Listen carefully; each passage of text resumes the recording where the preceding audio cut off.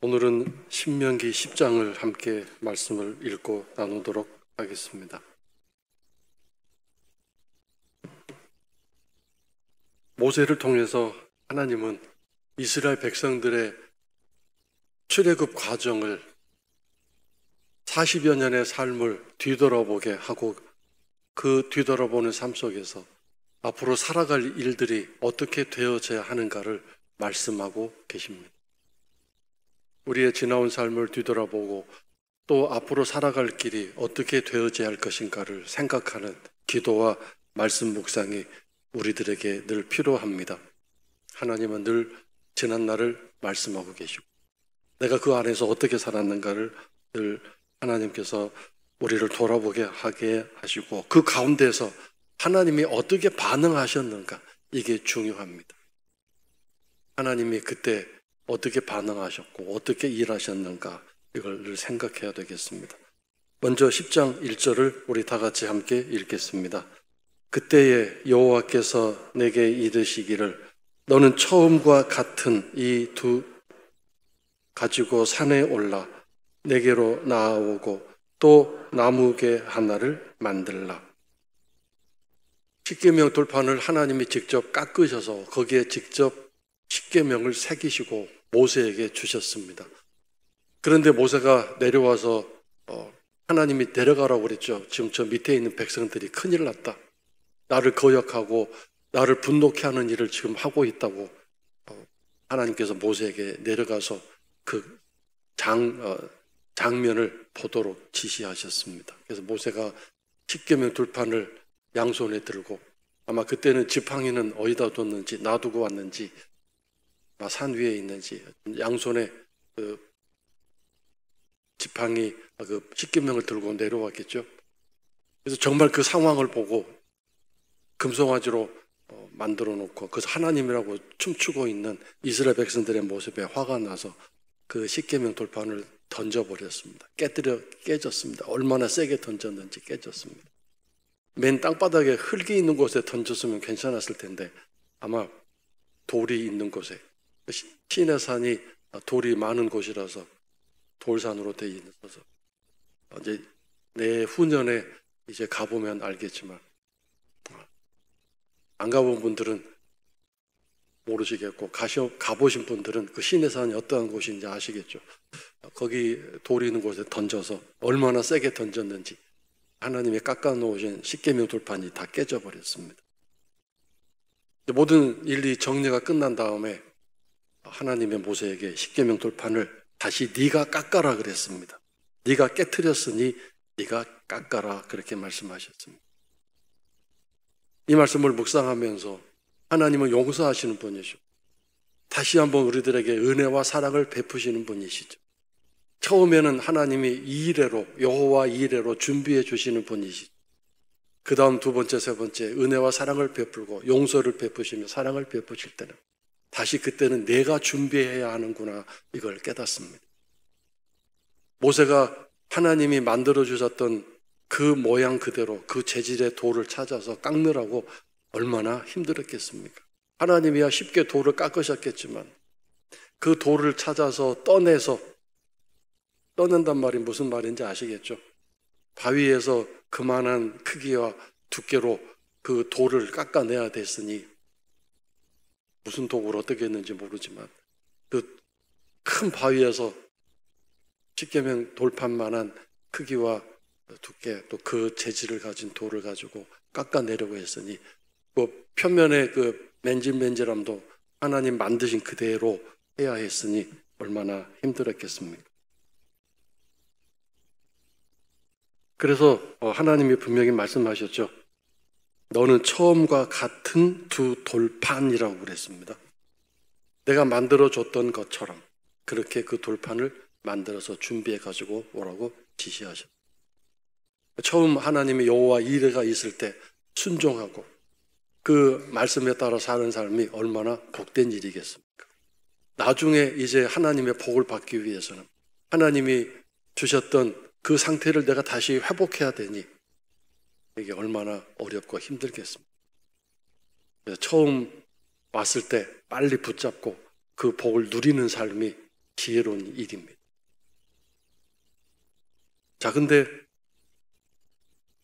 그 돌판을 깨트려 버린 다음에 모세가 한 일이 뭐냐면 금식이었습니다. 금식이 아니라 단식이었습니다. 지난번에 함께 나누었던 것처럼 옆에 18절을 보시면 거기 40일 동안 하나님 앞에 엎드려서 떡도 먹지 않고 물도 마시지 않았다고 그랬죠. 단식을 했습니다. 돌판을 깨트려 버린 다음에 화가 난 다음에 그렇게 한 다음에 다시 산 위로 올라와서 시내산 위로 올라와서 거기서 40일 동안을 엎드려서 물도 떡도 빵도 먹지 않고 그렇게 단식 기도를 했다는 뜻입니다. 얼마나 대단한 사람입니까? 근데 사실은 이 십계명 돌판을 받을 때 그때도 모세는 단식을 했어요. 11절 보세요. 9장 11절. 또 옆에 있죠. 18절 바로 옆에. 40주 40야를 지난 후에 여호와께서 내게 돌판 곧 언약의 두 돌판을 주시며 그랬어요. 하나님의 그 계명을 듣고 율법을 듣고 또 마지막에 이제 그 모든 계명을 요약해서 10개로 만드신 다음에 돌판을 만들어 주셨는데 그때도 모세는 먹지도 않고 마시지도 않고 엎드려 있어서 하나님의 율법을 듣고 그것을 기억하며 그 시간을 보내고 있었죠. 근데 그 돌판을 또 깨트려 버린 다음에 하나님 앞에 너무 또 죄송하고 이 일을 어떻게 해야 되나 또 하나님의 분노를 달리기 위해서 하나님도 그랬잖아요. 내가 이 백성을 다 멸하여 버릴 것이다. 그리고 너를 통해서 다시 새로운 민족을 또 시작하겠다고 하시는 이 하나님의 진노를 달래고 또 달래느라고 다시 또 40일을 단식하고 있는 모세의 모습을 보게 되지 않습니까?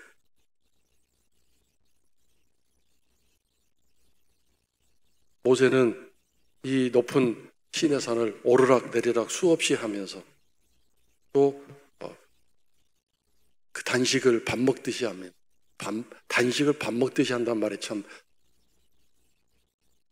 좀 이상하게 들릴 수 있지만 왜냐하면 다시 또 돌을 깎아서 하나님 앞에 갔을 때 하나님 앞에 그 십계명 돌판이 채워질 때까지 어떻게 했느냐 다시 40일을 단식을 했습니다. 그 장면이 출애굽기 34장에 나오는데 찾아보겠습니다. 출애굽기 34장입니다.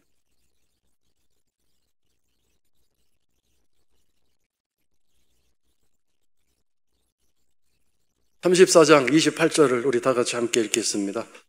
모세가 여호와와 함께 40일 40야를 거기 있으면서 떡도 먹지 아니하였고 물도 마시지 아니하였으며 여호와께서는 언약의 말씀 곧 십계명을 그 판들에 기록하셨더라.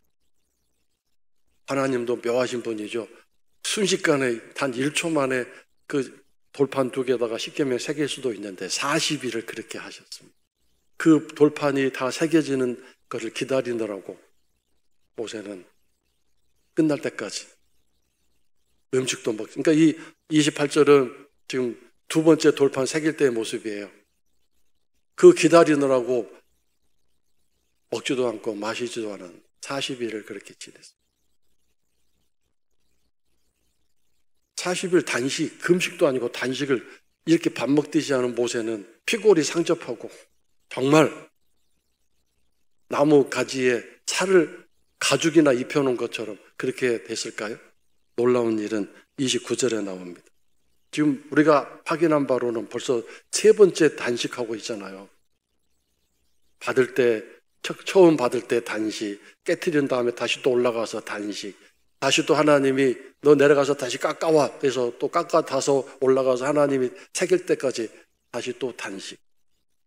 최소한 3번째 단식을 했는데 29절을 보시면 모세가 그 증거의 2판을 모세의 손에 들고 시내산에서 내려오니 그 산에서 내려올 때 모세는 자기가 여호와와 말하였으므로 말미암아 얼굴 피부에 광채가 나나 깨닫지 못하였더라.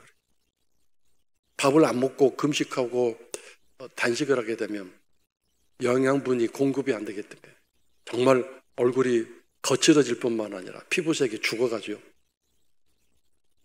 잘 먹으면 이제 영양분이 돌기 때문에 기름기가 번쩍번쩍 돕니다. 기름기. 근데 모세는 이렇게 단식을 몇 차례나 했음에도 불구하고 그가 내려올 때 그 피부에 광채가 났다고 해요.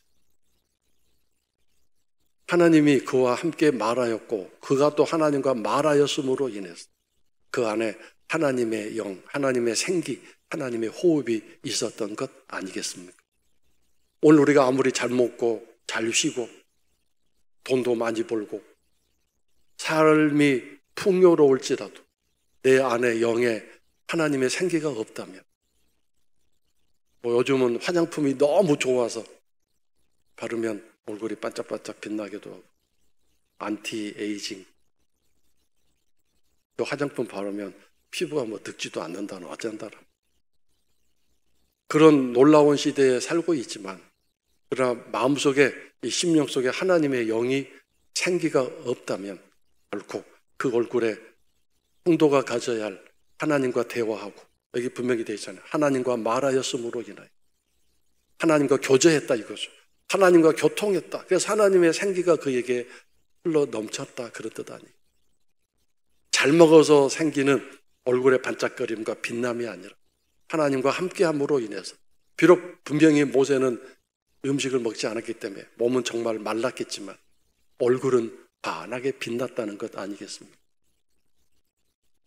그런 영적인 풍요로움과 얼굴에 빛나는 여러분의 피부에 빛나는 하나님의 생기가 늘 흘러 넘치시 비록 지금 몸도 약하고 생활도 어렵고 여러 가지 문제들로 힘들고 어렵지만 성도 여러분 속에 그 어떤 화장품으로도 그 어떤 우리가 가진 최고의 음식으로도 우리 얼굴 빛나게 할 수 없는 그런 최고의 아름다운 영적인 빛남이 성도 여러분의 얼굴 가운데 늘 흘러 넘치 반짝반짝 빛나시기를 주의 이름으로 축원합니다. 자, 그 다음에 여기서 우리가 또 한 가지 깨달을 수 있는 생각해 보아야 될 것은 모세는 정말 지도자로서 삶이 힘들었구나. 앞에서 일하는 일이 이렇게 힘들고 어려운 거구나. 이걸 깨닫게 됩니다. 근데 이 일은 모세가 지도자이기 때문에 하는 일이고 우리와 상관이 없는 일일까요? 쉽게 말하면 이 말씀을 꼭 구태여 기필코 적용한다면 이 말씀은 목사님에게나 적용되는 얘기고 우리들에게는 크게 해당 사항 없겠습니다라고 할지 모르겠습니다. 물론 그렇겠죠. 담임 목사인 저는 어떤 성도들보다도 더 열심히 이런 모세의 삶을 따라가야 하고 그런 희생적인 삶을 살아야 마땅하겠죠. 그러나 여러분 이제 밑에 나오겠지만 여러분 모두가 제사장의 삶을 살아야 한다면 여러분 모두가 분명히 왕같은 제사장이라고 하셨기 때문에 그 삶을 우리 모두가 살아야 할 의무와 책임이 있습니다. 우리 모두가 살아야 할 본분입니다. 자, 예를 들어서 그럼 어떻게 살아야 되는가 이게 중요하지 않겠습니까? 어떻게 살아야 되는가? 주차장 면적을 이번에 다시 새로 만들어서 넓혔습니다. 차들이 커졌는데 옛날 주차 면적을 가지고는 서로 문 열다가 콕콕 찍어서 근데 저는 이해가 안 됩니다. 문 열 때 조심해야 되지 않겠습니까? 왜 남의 차를 찍습니까? 문 열다가 내 차 누가 찍으면 기분 좋습니까? 남의 차도 정말 조심스럽게 열어야 되고 그렇게 해야 되는데 찍어놓고 그냥 아무 말 없이 가버리고 그러면 안 되지 않습니까? 어쨌든 그런 일이 많이 일어나서 이제 주차 면적을 넓히는 그런 공사를 했습니다. 당연히 주차의 대란이 지금 일어나고 있는 상황인데 더 주차의 대수가 줄어들었기 때문에 저는 너무 지금 고민이 심각합니다. 여러분은 뭐 어떨지 몰라도 저는 어떻게 해야 되나 심각한 고민에 빠져 있습니다. 이 고민을 한 분은 모세와 같은 그런 삶을 살으신 분이고 저는 당연히 담임 목사이기 때문에 그런 상황을 보면서 어떻게 해야 될까? 주차 면적이 옛날 때에도 부족해서 난리가 났는데 이제는 더 심각한 난리가 나겠구나. 어떻게 해야 될까?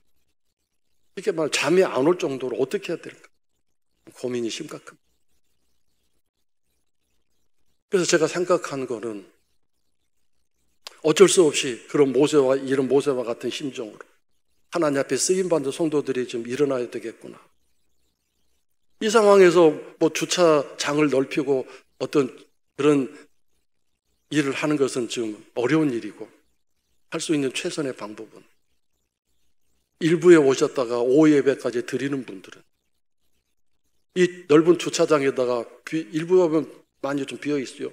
거기다 딱 세워놓고 일부 예배 드리고 오후 예배까지 점심 먹고 오후 예배까지 드리고 가는 그런 편안함이 아니라 내가 나은 사람이라도 저기다 차를 세우지 말고 길가에다 세워놓고 와야 되겠다.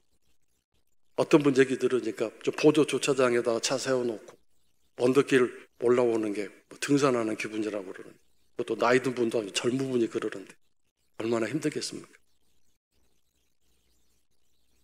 거기다가 길 이쪽에만 세우는 것도 아니라 가능하면 길 저쪽에도 세워놓고 건널목 건너서 온다는 것. 이건 정말 어려운 일입니다. 난 사람쯤 하는 생각을 모두가 가지고 있으면 절대로 그 일은 일어나지 않습니다. 단 한 분이라도 나 한 사람이라도 하는 생각을 가지고 그 일을 하신다면 주차장은 절대 부족하지 않을 거라고 생각합니다. 향교로 가는 길도 널리 뚫렸지 않습니까? 중간에 그 양쪽에도 세워놓고 지금은 운동 부족한 시절인데 한 5분 정도 걸어오면 될 수 있는 거 아니겠습니까? 걸어서 소방서 쪽으로 들어와서 소방서 후문으로 들어오면 바로 교회 안. 또 월송리 저 끝에까지 거기에도 양쪽에 차를 세우고 걸어올 수도 있을 거예요.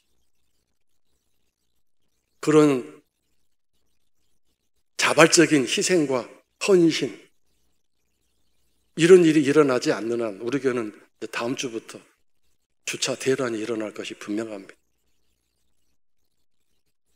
2부 예배 때 오신 분들도 오후 예배까지 드리실 분들은 뒤에 오는 분들을 위해서 비워놓아야 되지 않겠습니까?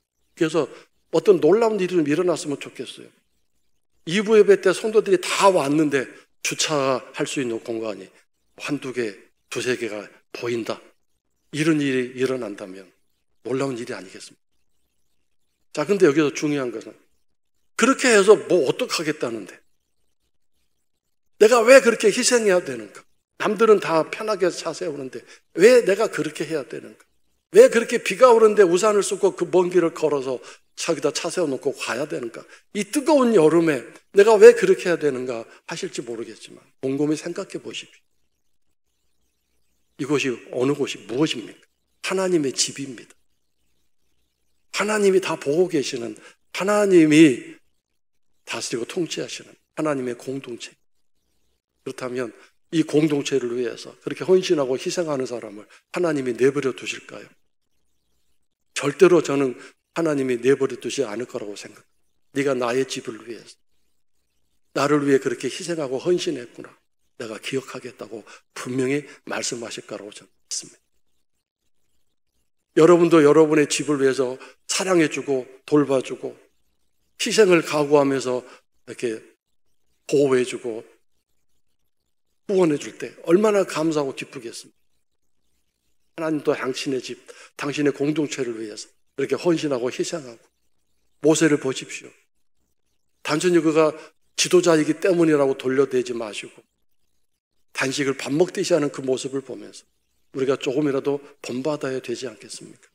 나 한 사람 편하기 위해서 내 권리와 내가 가질 모든 혜택을 마음껏 누려버리는 그런 삶이 아니라 내가 그렇게 한다고 해서 그 사람이 나에게 나의 희생이나 나의 헌신을 지켜세워주고 인정해주고 나를 칭찬해주고 박수 쳐주지 않을지라도 나가 그렇게 하는 건 나만 바보같이 되고 나만 어리석은 사람이 될 것 같은 생각이 들지라도 그 일을 한다면 하나님은 반드시 그 일을 기억하시고 갚아주시고 채워주실 것이라고 믿습니다. 이런 자세와 정신이 없이는 다음 주일 주차 대란 해결되지 않을 것입니다. 우리 수요일 예배 나오신 성도분들만큼이라 그런 자세와 정신을 이 모세의 단식에서 배웠으면 좋겠고, 또 여러분 모두가 그런 마음으로 주일 오후 예배도 열심히 참석하셔서, 주일 예배 오후 예배가 참 썰렁해져 가고 있는, 열심히 참석하셔서 하나님을 찬양하고 하나님을 기뻐하는 일을 이렇게 보낼 수 있는 그런 주일날 우리들의 예배가 되었으면 좋겠습니다. 자, 그 다음에 7절로 넘어가겠습니다. 다 같이 함께 읽겠습니다. 10장 7절 시작.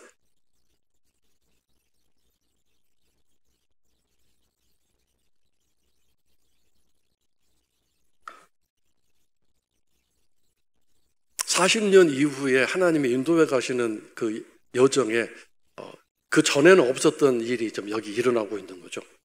그 전에는 계속 광야만 갖고 물이 없는 상황을 계속해서 하나님이 직면하게 하셨는데, 이제 40년 이후에 그들이 가나안 땅으로 들어가야 할 이스라엘 백성들을 데리고 가실 때는 이런 놀라운 일도 행하셨습니다.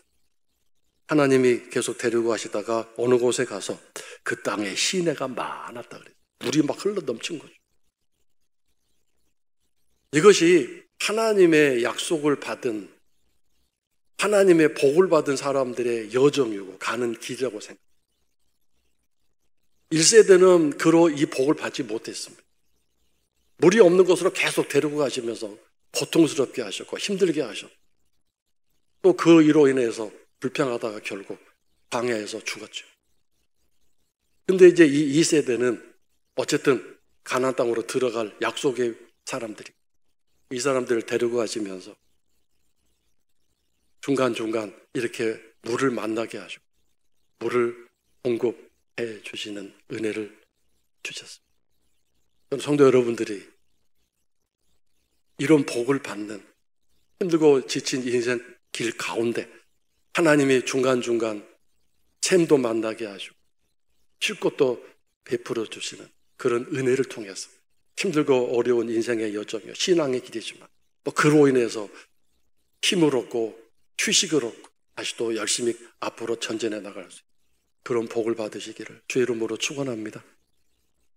나는 지금 하나님의 신앙적인 삶에서 1세대와 같은 달라고 해야만 간신히 주시는 그런 삶인지, 아니면 하나님의 미리미리 예배하셔서 중간중간 필요할 때 공급해 주시는 여호와 이레의 복을 받으며 신앙생활을 하고 있는지 잘 살펴보시기를. 자, 그 다음에 8절로 넘어가겠습니다. 제가 읽겠습니다. 그때에 여호와께서 레위 지파를 구별하여 여호와의 언약궤를 매게 하며 여호와 앞에 서서 그를 섬기며 또 여호와의 이름으로 축복하게 하셨으니 그 일은 오늘날까지 이르느니라.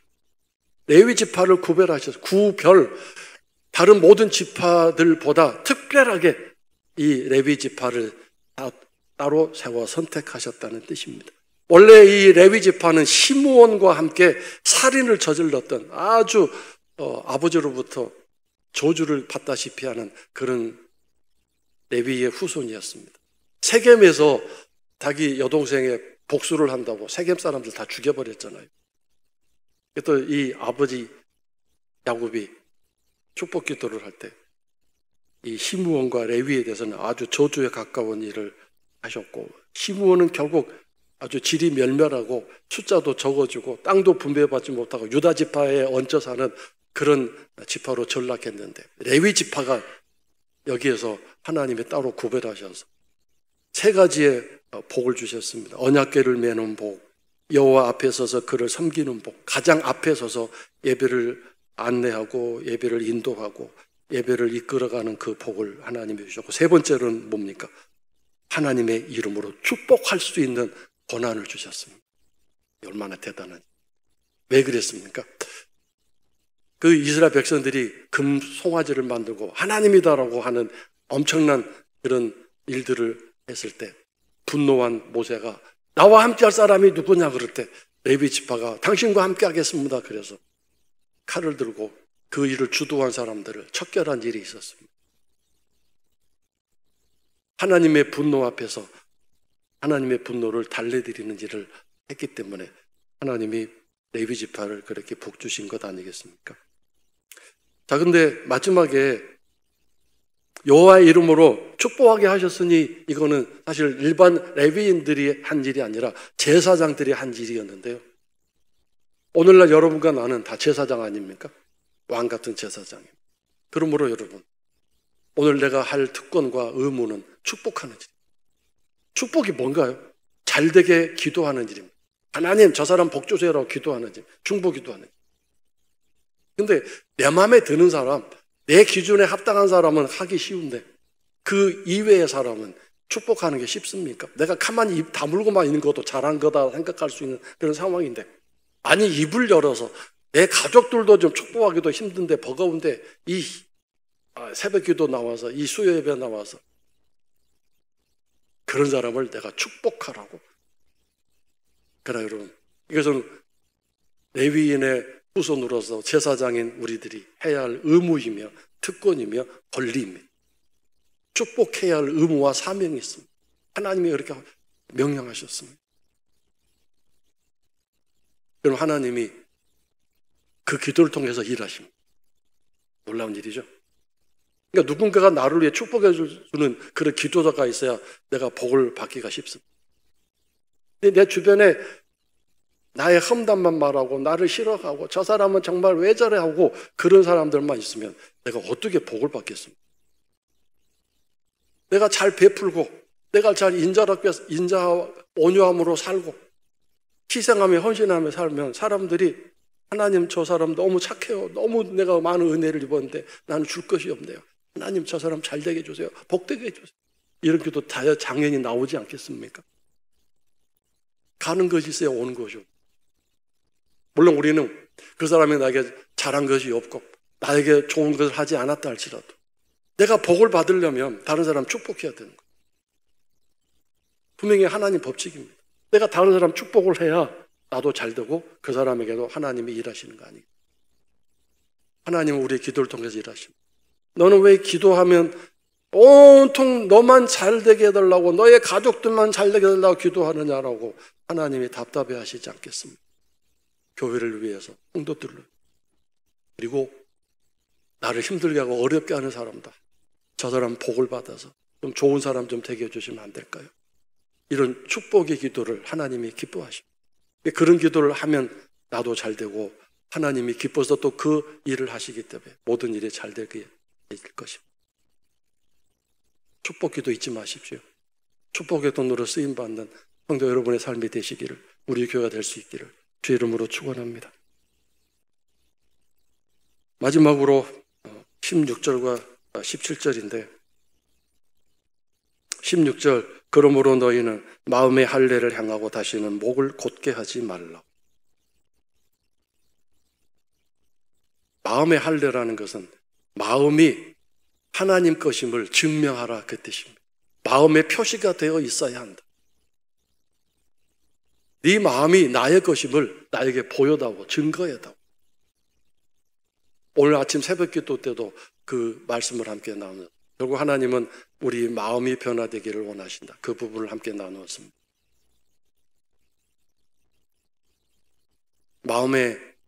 내 마음이 하나님 것입니다. 내 마음은 하나님 것입니다. 이것이 마음의 할례를 하라. 그것은 결국 하나님이 인정하실 만한 성품, 그런 변화가 내 마음속에 일어나야 되는 거겠죠. 마음의 할례가 반대되는 게 뭐냐? 목을 곧게 하는 것이다. 교만하다. 하나님 말씀을 잘 듣지 않는다. 그런 뜻이고. 마음의 할례. 이걸 곰곰이 잘 생각해 보시기 바랍니다. 나는 어떤 부분에서 내 마음이 하나님 앞에 순종하고 하나님 소유됨이, 내 마음이 하나님 소유입니다. 내 마음은 다른 것이 소유가 아닙니다. 이렇게 증명하고 내세울 수 있는, 한번 곰곰이 생각해 보시고 제가 정답을 말씀드리지는 않겠습니다. 마음의 할례란 무엇일까? 자, 그 다음에 17절 다 같이 함께 읽겠습니다. 너희의 하나님 여호와는 주 가운데 주시오 크고 능하시며 두려우신 하나님이시라. 사람을 외모로 보지 아니하시고 예물을 받지 아니하시고. 외모를 보지 않는다. 이게 뭔가요? 외형적인 것을 보지 않는다.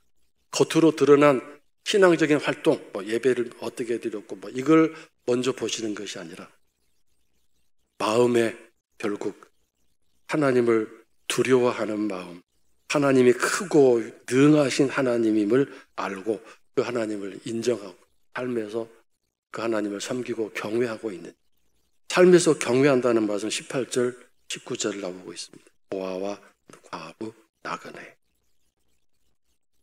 하나님은 고아와 과부를 돌봐주고 나그네도 돌보시는, 너는 왜 이런 사람들을 우습게 여기고 하찮게 여기는.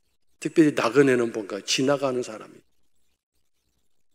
이름도 몰라요, 성도 몰라요. 그냥 지나가는 사람. 뭔가 알아야 나중에 돌려받을 것을 기대할 수 있는. 나그네는 어디로 왔다가 어디로 간지 누가 압니까? 그러니까 이런 사람은 우리가 거들떠보지도 않을 수 있는. 하나님은 이런 나그네도 떡과 옷을 주시는, 돌보신. 그러니까 이러한 삶에서 실천적으로 행하고 있는 사람, 이 사람이 마음에 하나님을 경외하고 하나님이 내 마음의 주인이십니다라는 증거가 되지 않겠습니까?